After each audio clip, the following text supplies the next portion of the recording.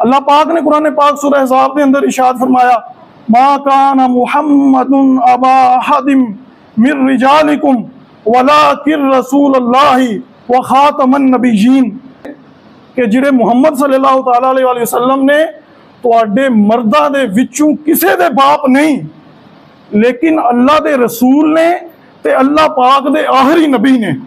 सरकार अलैहिस्सलाम दी हदीस मुबारक सुन लो, आपने इरशाद फरमाया मैं आखिरी नबी हाँ। सरकार ने जो फरमा रहा मैं आखिरी नबी हाँ, कह गए हैं हादी ला नबी या बादी, आपने फरमाया मेरे बाद कोई नबी नहीं। यह भी सरकार अलैहिस्सलाम दा मिलाद मनाना जे कि हतमे नबूवत दे उत्ते बंदा सुने, हतमे नबूवत दे उत्ते बंदा अपना अकीदा पक्का करे, बंदा दूसरियां नूं दसे कि सरकार अलैहिस्सलाम अल्लाह दे आखिरी नबी नहीं। फुला जगह च कुरान पाक च अल्लाह ने फरमाया ते फुला हदीस दे विच सरकार ने फरमाया मुहम्मद मुस्तफ़ा अकीदा सब सहाबा का, अकीदा सब ओलिया का